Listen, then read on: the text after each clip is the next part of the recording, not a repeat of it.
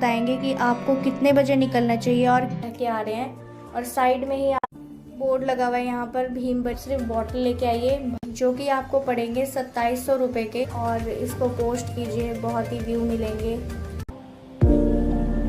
ये घोड़े भी यहाँ पर फिसलते रहेगा और यहाँ पर ये लैंड होता है। आप ये आंटी देख रहे हैं पिट्ठू के अंदर के एंट्री गेट पर। Welcome back to the channel guys. कैसे आप सब लोग? उम्मीद है कि आप सब लोग बढ़िया ही होंगे। तो जैसे कि मैंने आपको पिछले वीडियो में बताया था कि हम लोग सोनप्रयाग में ही स्टे करेंगे और उसके अगले दिन निकलेंगे यात्रा के लिए केदारनाथ की। तो इस समय बज चुके हैं 2 और हम पी रहे हैं यहाँ पर बैठकर चाय, क्योंकि हमने सोचा है कि हम 3 बजे ही अपनी यात्रा शुरू कर देंगे। तो यात्रा शुरू करने से पहले हमने चाय पी ली है, क्योंकि यात्रा होने वाली है 7 घंटे। 7 घंटे हमें पैदल चलना होगा। उसके बाद हमें वहाँ के बाबा के दर्शन होंगे। तो इसीलिए इस वीडियो में हम आपको बताएंगे कि आपको कितने बजे निकलना चाहिए और कितने बजे पहुँचेंगे आप। तो इस वीडियो के आखिर तक बने रहिए और इसी तरह हमें सपोर्ट करते रहिए। अगर आपने हमारी पहले की 2 वीडियो नहीं देखी है, एपिसोड 1 और 2, तो वो भी जाकर देखिए। हमने लिंक डिस्क्रिप्शन में मेंशन कर दिया है। तो चलिए शुरू करते हैं ये यात्रा। ये है वो लंबी लाइन जिसकी मैंने अभी बात की थी, और अभी सिर्फ 2:30 ही बज रहे हैं और देखिए कितनी लंबी लाइन लग चुकी है 1 किलोमीटर तक की। यहाँ पर आगे जो आप देख रहे हैं वहाँ पर होती है काउंटिंग करने के बाद लोगों को आगे भेजा जाता है। जाना होगा हमें गौरीकुंड, और गौरीकुंड जाने के लिए हमें मिलेगी शेयर टैक्सी, जो कि पर पर्सन 50 रुपीज़ की होगी। तो ये आपको लाइन में पुलिस वाले ही खड़ा कर रखेंगे और उसके बाद एक के बाद एक आपको बुलाते रहेंगे। तो इसके लिए आपको देने होंगे 50 रुपये पर पर्सन। और चाहें तो आप पैदल भी जा सकते हैं, लेकिन मेरी रिकमेंडेशन है कि आप जीप में ही जाइए, क्योंकि गौरीकुंड यहाँ से 5 किलोमीटर की दूरी पर है, जो इस जीप से 10 मिनट में कवर हो जाएगा। वहाँ से आपको अपनी पैदल यात्रा शुरू करनी होगी। पहुँच चुके हैं गौरीकुंड के पास और ये देखिए बोर्ड लगा हुआ है जहाँ पर लिखा हुआ है केदारनाथ ट्रैक 16 किलोमीटर। तो यहाँ से हम पैदल चलेंगे और हमने 2 डंडे ले लिए हैं, जो कि हमें एक डंडा 30 रुपये का पड़ा है। तो ये अगर आप आएँ तो ज़रूर लें, इससे सपोर्ट हो जाता है चलने के लिए और आपको ज़्यादा मेहनत नहीं करनी पड़ती है, क्योंकि यहाँ की है खड़ी चढ़ाई। तो ये डंडा बहुत ज़रूरी है। सुबह के बज चुके हैं 4 और काफ़ी अंधेरा था। हमने बहुत सारे व्यू जो है अपने मिस कर दिए और हमने 2 किलोमीटर कवर कर लिया है पैदल चल के, और केदारनाथ सिर्फ 14 ही किलोमीटर रह गया है। और ये देखिए यहाँ पर कैसे पत्थर हैं, ये ऊबड़ खाबड़ से। और हाँ, एक और चीज़ है सबसे इम्पॉर्टेंट, अगर आप यहाँ पर आ रहे हैं तो रेनकोट लेना ना भूलें और बहुत सारा सामान मत लेके आइएगा, क्योंकि चढ़ाई बिल्कुल खड़ी है। तो सामान लेके जाना ऊपर बहुत ही ज़्यादा मुश्किल है और आप बहुत जल्दी थक जाएंगे। तो जो ज़रूरी सामान है वही लेकर चलें और अपने जो बैग्स हैं वो डिवाइड कर ले और अपना सामान भी डिवाइड कर ले, ताकि सब लोग इक्वल जो है भार उठाएँ, क्योंकि यहाँ पर सामान लाना बहुत ही ज़्यादा मुश्किल है। बहुत ही खड़ी चढ़ाई है। हम तो 2 किलोमीटर में ही थक चुके हैं।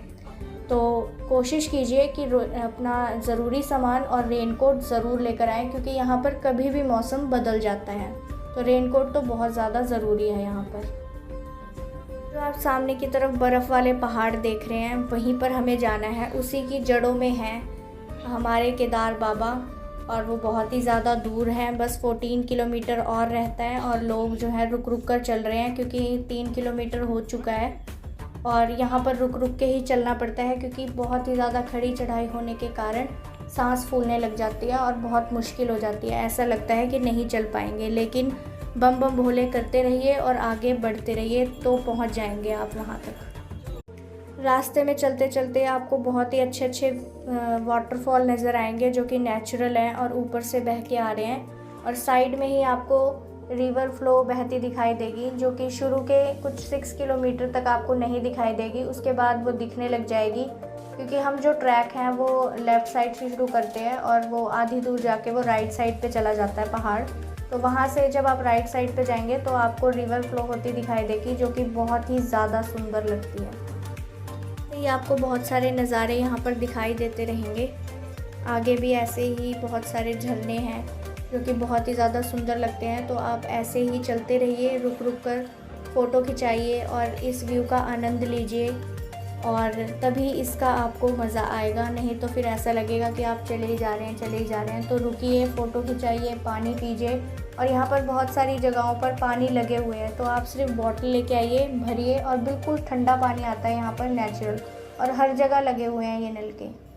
अगर आप पैदल नहीं चल सकते हैं तो आपके लिए सबसे स्पेशल ट्रीटमेंट है घोड़े, जो कि आपको पड़ेंगे 2700 रुपये के, और ये आपको 5 या 4 घंटे में ही पहुंचा देंगे।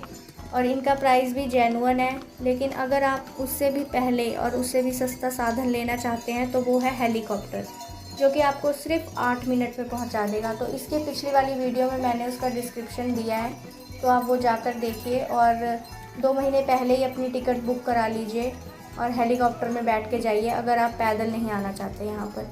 और कहते हैं कि पैदल आने से पाप सारे धुल जाते हैं, तो इसीलिए हमने भी जो पाप किए होंगे वो भी हम पैदल जाकर धोना चाहेंगे, इसीलिए हम पैदल जा रहे हैं। पर झरना बह रहा है और यहाँ पर लिखा है झरने का व्यू लीजिए और यहाँ पर कुछ खाइए। तो पूरे रास्ते आपको ऐसे दुकानें मिलती रहेंगी खाने पीने की, और पानी के नल तो यहाँ पर लगे ही हुए हैं, तो ठंडा पानी लेने की ज़रूरत नहीं है, क्योंकि यहाँ मौसम भी ठंडा है और पानी भी बहुत ठंडा और बहुत ही ज़्यादा नेचुरल होता है। और यहाँ पर खाने पीने की कोई कमी नहीं है, बस ये है कि यहाँ पर थोड़ा डबल रेट होता है, क्योंकि पहाड़ी है, तो पहाड़ पे लाते लाते उनका खर्चा और बढ़ जाता है, तो इसीलिए यहाँ पर चीज़ें कुछ महंगी होती हैं। जो 10 की है वो 20 की है, और जो 20 की है वो 30 की है। तो इस चीज़ का बहुत अच्छे से ध्यान रखिएगा। तो अपने लिए कुछ खाने के लिए नीचे से ही ले आइए, जो कि सस्ते में पड़ेगा आपको, और रास्ते में खाते पीते चलिए, ताकि आपको पानी की कमी भी ना हो, पानी भी पीते रहिए, और रुक रुक के चलिए तो आपकी सांस नहीं फूलेगी। पहाड़ों पर बहुत अच्छे फूल, झरने, ये सब आपको देखने को मिलता ही रहेगा। तो अपनी रील बनाइए और इसको पोस्ट कीजिए, बहुत ही व्यू मिलेंगे, और अपने फ़ोटोज़ जो है वो खिंचाइए, बहुत ही मस्त फ़ोटोज़ आते हैं यहाँ पर।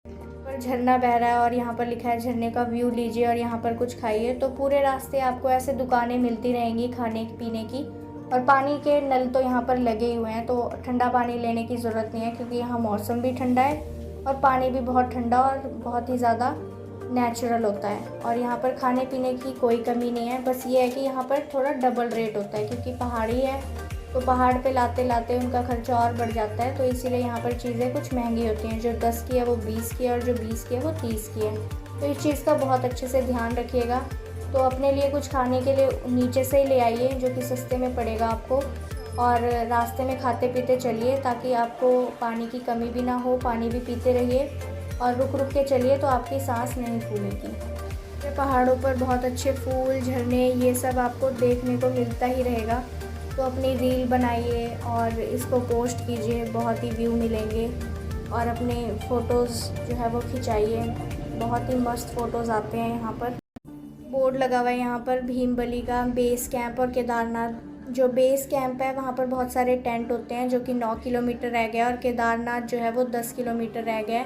तो अभी हमें 10 किलोमीटर और ट्रैक करना होगा, और अभी बज रहे हैं 9, और हमने काफ़ी ज़्यादा मतलब ट्रैवल कर लिया है। 6 किलोमीटर तक का ट्रैक हमने पूरा कर लिया है।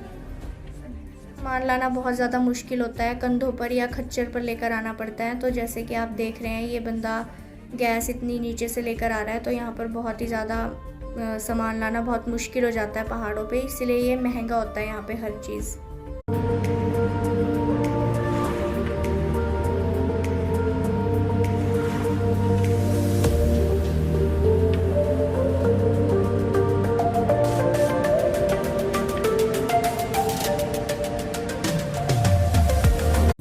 दे रहे हैं वहाँ पर बर्फ़ वाले पहाड़, जो कि हमें बुला रहे हैं और कह रहे हैं जल्दी आओ जल्दी आओ। तो हम इन्हीं को देखते हुए अपना मोटिवेशन लेवल बढ़ाते हुए, ये सोचते हुए कि बस हमें वहाँ पहुँचना है, हमारा ड्रीम है, ये ड्रीम प्लेस है, तो हम बस यही सोचकर अपने मोटिवेशन लेवल को बढ़ा रहे हैं, और चलते जा रहे हैं।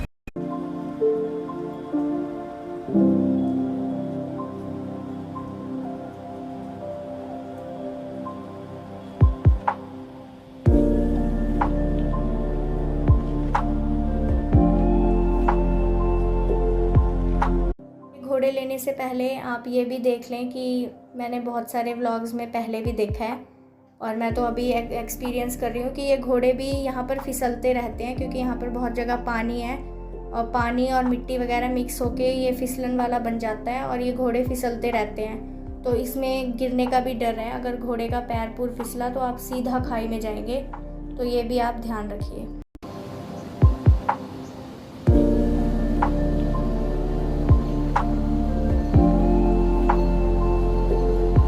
पर सबसे ज़्यादा परेशानी वाली चीज़ है ये खच्चर पिट्ठू, जो कि आपको सड़क से दूर भगाते रहेंगे यहाँ के ट्रैक से और कहेंगे हटो हटो। ये लोग पूरी सड़क मार के चलते हैं अपनी और किसी को भी जाने नहीं देते हैं, तो इनसे बचकर रहिए। ये घोड़े जो हैं ये लात वगैरह भी मार देते हैं, तो अपना डंडा जो है साथ में रखिए और इनकी जब ये आते हैं तो इनकी तरफ कर दीजिए ताकि आपको लात वगैरह ना मार सकें, क्योंकि ये लोग कुछ देखते नहीं है, बस पीछे से आवाज़ भी नहीं लगाते हैं, बस चलते रहते हैं। तो ये सबसे बेकार चीज़ लगी मेरे को यहाँ पर। और यहाँ पर बहुत ही इनके घोड़ों की स्मेल से बहुत ही ज़्यादा एकदम ऐसे लग रहा है जैसे नाक के बाल जल रहे हो, बहुत ही ज़्यादा गंदी स्मेल आ रही है इन पूरी की पूरी ट्रैक पर। ये है बहुत सुंदर वाटरफॉल, इसका नज़ारा हम लोग ले रहे हैं चाय पीते पीते। और बज चुके हैं 10 और हमने बहुत ज़्यादा ट्रैक कर लिए हैं, बहुत थक चुके हैं हम। तो यहाँ पर थोड़ी देर रेस्ट करेंगे और इस वाटरफॉल का नज़ारा लेंगे। ऑर्डर किया है एक पराठा जो कि हमें 50 रुपये का पड़ा है, और यहाँ पर सबसे ज़्यादा पराठा ही चलता है और सस्ता भी यही है। तो आप लोग भी सुबह सुबह के टाइम पराठा और चाय खाइए ताकि आपको एनर्जी भी मिलती रहे और आप चलते भी रहें। और वाइट वाइट देख रहे हैं जो यहाँ पर जमा हुआ है, ये है बर्फ़ और इसी का पानी बहता रहता है और ये जाके नीचे मिल जाता है और ये बहुत ही ज़्यादा सख्त है, ये धीरे धीरे पिघलता है, इसी को ही ग्लेशियर कहते हैं। थोड़ी और पास पहुँच गए हैं अपने डेस्टिनेशन के, और कि देखिए कितना सुंदर व्यू है। यहाँ पर आप लोग फ़ोटो वगैरह खिंचा सकते हैं और इस ब्यूटीफुल नेचर का आप जो है आनंद ले सकते हैं। रास्ते में एक और जमी हुई बर्फ़ जो कि आप देखिए कितनी अच्छी लग रही है, ऐसे लग रहा है पता नहीं ये जैसे रेगिस्तान में ड्रॉट आ जाता है मिट्टी के अंदर, वैसे ही ऐसा लग रहा है यहाँ पर बर्फ़ का ड्रॉट आया हुआ है। सामने की तरफ एक टोकरी सी देख रहे हैं, इसको पिट्ठू बोलते हैं, जो कि वेट के हिसाब से पैसे लेते हैं और इसमें आपको बिठा देंगे फिट करके और आपको ये उठाकर अपनी पीठ पे उठाकर लेकर जाएंगे वहाँ तक। तो इसका जो प्राइस है वो केजी के हिसाब से होता है कि आपका वज़न कितना है। अगर आपका वज़न होगा 80 से 90 तक तो आपके लगेंगे 5000 रुपये, जो कि बहुत ही ज़्यादा महंगे हैं, लेकिन आप आसानी से इसके अंदर जा सकते हैं। इसमें गिरने का डर कम होता है, जैसे घोड़ों के अंदर गिरने का डर होता है उसी तरह से इसमें जो गिरने का जो रिस्क है वो बहुत ही 0% है। तो आप इसे भी ले सकते हैं, जो बुज़ुर्ग वगैरह होते हैं वो इसको इस्तेमाल कर सकते हैं वहाँ तक जाने के लिए। रुके हैं पकोड़े खाने के लिए और घोड़े वाले लोगों को पकोड़े नहीं खाने देते और कहते हैं तला हुआ नहीं खाते हैं, क्योंकि वो ऊपर नीचे होता है तो आपको वॉमिटिंग आ सकती है। लेकिन पैदल वाले पकोड़े का आनंद ले सकते हैं, जो कि हम यहाँ पर खा रहे हैं और हमें पड़ाई है 50 रुपये की प्लेट। पालकी सी देख रहे हैं, इसको पालकी बोलते हैं और ये 4 लोग लेकर जाते हैं। तो इसका प्राइस पड़ता है आपको 3000 से लेकर 4000 तक पर पर्सन। ये आपको बिठाकर वहाँ तक लेकर जाएंगे और आपको आसानी से दर्शन हो जाएंगे, आपको पैदल चलने की ज़रूरत नहीं है। तो ये ज़्यादातर बुज़ुर्ग लोग लेते हैं और आप लोग भी ले सकते हैं। ये बर्फ़ कैसे जमी हुई है, इसको लोग जो है डंडा मार रहे हैं और इससे खेल भी रहे हैं इसको तोड़ तोड़ के। तो अगर आप आएँ तो यहाँ पर बर्फ़ की मस्ती भी आप कर सकते हैं। अब जब मर्ज़ी आएंगे यहाँ पर बर्फ़ ये ऐसे मिलेगी, और अगर बर्फ़ के टाइम पे आएंगे तो यहाँ पर और भी मोटी बर्फ़ मिलती है। पूरा बर्फ़ से एकदम जम रखा है, देखिए किस तरह से, और ये धीरे धीरे पिघलता रहता है जब यहाँ पर धूप आती है। इस पहाड़ के ऊपर धूप भी बहुत कम आती है, तो इसलिए बहुत ही धीरे धीरे ये पिघलता है। फाइनली 7 घंटे की ट्रैक करने के बाद हम बेस कैंप पर पहुंच चुके हैं, जहां पर बहुत सारे टेंट होते हैं और यहां से केदारनाथ सिर्फ 4 ही किलोमीटर की दूरी पर रह जाता है। हमें यहां से भी नहीं दिखाई दे रहा है कि वो कहां पर हैं, लेकिन फिर भी हम फाइनली पहुंच गए हैं। तो आप भी पिट्ठू घोड़े या अपनी टांगों का सहारा लेकर यहां पर पहुंच सकते हैं और बहुत ही ज़्यादा आपको मज़ा आएगा। जब आप यहाँ के व्यू देखेंगे तब आपके मन को शांति होगी, क्योंकि बहुत ज़्यादा लंबा ट्रैक था। रास्ते में भी लोग बोलते हुए आ रहे थे कि ये 16 किलोमीटर का ट्रैक नहीं है, ये 23 किलोमीटर का ट्रैक लगा हमें, क्योंकि जब बाढ़ आई थी तो दूसरे पहाड़ से रास्ता था, वो था शायद 16 किलोमीटर, वो थोड़ा पास लग रहा है। लेकिन ये वाला जो ट्रैक है वो 23 किलोमीटर तक का लगता है, ज़्यादा है ये ट्रैक। तो कोशिश कीजिए कि आप बस अपना मोटिवेशन लेवल अप रखें और यहाँ तक आप पहुँच जाएंगे। आप ये आंटी देख रहे हैं पिट्ठू के अंदर बैठी हुई हैं तो बड़े से बड़ा आदमी भी इसके अंदर बैठ सकता है और आप यहाँ पर आसानी से आ सकते हैं बिना गिरे और बिना फिसले, और आपको इसमें डर भी नहीं लगेगा। तो यहाँ पर थोड़ा सा महंगा है ये, लेकिन फिर भी ये अच्छा साधन है बुज़ुर्गों के लिए और कुछ जवान जो नहीं चल पाते हैं उनके लिए। इसी के साथ देख पा रहे होंगे कि कितने अच्छे पहाड़ लग रहे हैं वो पीछे के, और मौसम भी ख़राब हो रहा है और यहाँ पर टिप टिप बारिश पड़ रही है। तो मैंने तो रेनकोट डाल लिया है कि अगर तेज़ होगी तो अपने को कोई दिक्कत नहीं है, हम तो पहुँच जाएंगे बस। और उसके ऊपर बादल भी छा रहे हैं, बर्फ़ तो यहाँ पड़ी ही रहती है ऊपर वाले पहाड़ों पे जो इसके पीछे दिखाई दे रहे हैं। पानी के इर्द गिर्द आप टेंट देख रहे होंगे, ये लोगों ने पर्सनल लगाए हुए हैं और कुछ यहाँ पर ऑलरेडी पहले से ही लगे हुए हैं जो कि आपको रेंट पर मिलते हैं। तो हम भी पूछेंगे अभी कि इनके प्राइसेस क्या होते हैं और आपको ये बताएंगे कि यहाँ पर अगर आपको टेंट के अंदर कैंपिंग टाइप भी करना है, यहाँ पर कुछ एक्साइटिंग करना है, तो आपको इसका प्राइस क्या पड़ेगा। आप हेलीपैड देख रहे हैं जिसके ऊपर हेलीकॉप्टर है। तो मैंने जैसे कि पिछले व्लॉग में बताया था कि आपको फाटा से लेकर आएगा और यहाँ पर ये लैंड होता है और यहाँ पर आपको सिर्फ 8 मिनट के अंदर पहुँचा देगा। तो आपका पूरा का पूरा एक से लेकर 2 दिन तक आपका बच जाएगा। तो आप यहाँ पर सिर्फ 8 मिनट में पहुँच जाएंगे, उसके बाद आप दर्शन कर सकते हैं। तो गाइस हम पहुँच चुके हैं केदारनाथ के एंट्री गेट पर। शिवजी बस यहाँ से कुछ ही दूरी पर है। आई होप आपको हमारी ये वीडियो पसंद आई होगी। अगर पसंद आई हो तो please like, share and comment ज़रूर कीजिए और हमारे चैनल के साथ ऐसे ही बने रहने के लिए हमारे चैनल को सब्सक्राइब भी ज़रूर कीजिए। नेक्स्ट एपिसोड मिस मत करना, उसमें हम आपको केदारनाथ बाबा के दर्शन करवाएंगे। तब तक के लिए गुड बाय दोस्तों।